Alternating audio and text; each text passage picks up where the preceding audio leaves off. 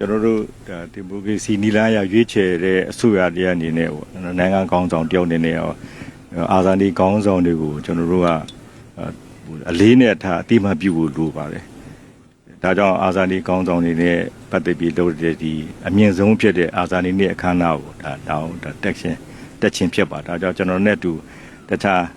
ကောင်းဆောင်တွေများလည်းအကုန်ပါလာကြပါတယ်။အားလုံးလည်းကျွန်တော်စုစုစည်းညီညွတ်ညွတ်နဲ့လာပြီးတော့နိုင်ငံတော်ရဲ့အာဇာနည်ကောင်းဆောင်တွေကိုကာရဝပြုတဲ့နေ့ကျွန်တော်လာခဲ့ခြင်းဖြစ်ပါတယ်။ဗိုလ်ချုပ်အောင်ဆန်းဦးဆောင်တဲ့အာဇာနည်ကောင်းဆောင်တွေအပါအဝင်ပေါ့နိုင်ငံကောင်းဆောင်တွေကနိုင်ငံကိုဘယ်လိုမျှော်မှန်းပြီးတော့နိုင်ငံတော်တည်ဆောက်ခဲ့ကြတယ်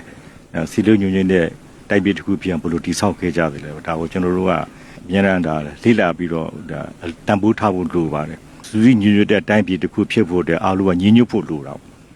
ညီညွတ်ဖို့လိုတယ်နောက်တော့ညီညွတ်ရုံနဲ့မရသေးပဲအလုပ်လုပ်ဖို့လည်းလိုတယ်တိုက်ပြည်တွေလှုပ်လှုပ်ကြဖို့လိုတယ်ဒါလည်းနောက်တစ်ခါညီညွတ်လှုပ်လှုပ်ဖို့လိုတယ်နောက်တစ်ခါစီကံရှိဖို့လည်းလိုတယ်တိုက်ပြည်မှာစီကံရတော့လိုအပ်ချက်ရှိနေတာတော့ဒါအမှန်ပါပဲဒါကိုကျွန်တော်တို့ကစီကံတကြနဲ့ညီညွတ်ညွတ်နဲ့အလုပ်လုပ်ကြမယ်ဆိုရင်စွမ်းအားရှိသမျှလုပ်ကြမယ်ဆိုရင်တိုင်းပြည်မတိုးတက်စရာအကြောင်းမရှိပါဘူးကမ္ဘာနဲ့ရေမုံတန်းနေတဲ့နိုင်ငံ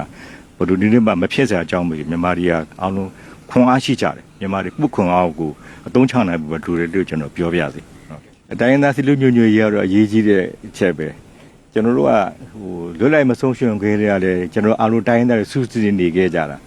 လွတ်လိုက်ဆုံးရှုံးပြီးတဲ့နောက်ပိုင်းမှာအမျိုးမျိုးသောဒုက္ခမှုတွေကြောင့်တိုင်းစီလူညွညွမှုကိုပြတ်ပြားခဲ့ကြတယ်လွတ်လပ်ရပြီးတဲ့အချိန်မှာလည်းအဲ့ဒီမျိုးမျိုးသောဒုက္ခမှုတွေကြောင့်တိုင်းသားစီလူညွမှုတွေ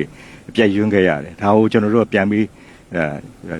စူးစီးညွညွတဲ့ပြည်တော်စုကိုတိဆောက်ဖို့လိုတာပေါ့အဲ့လိုမတိဆောက်နိုင်လို့ရှိရင်တော့ကျွန်တော်တို့ပြိပခတ်တွေဖြစ်နေမှာဒါကြောင့်ညွညွရရေးကြည့်ပါဒါကိုညွညွဖို့ဆိုရင်တော့တိချက်တဲ့စီကံအောင်နားလည်ဖို့လိုတယ်ဥပဒေနားလည်ဖို့လိုတယ်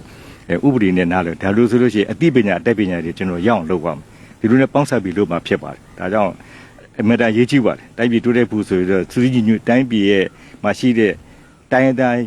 ပြည်သူလူထုအားလုံးစူးစီးညွဖို့ရှိတယ်လို့ကျွန်တော်ပြောချင်ပါတယ်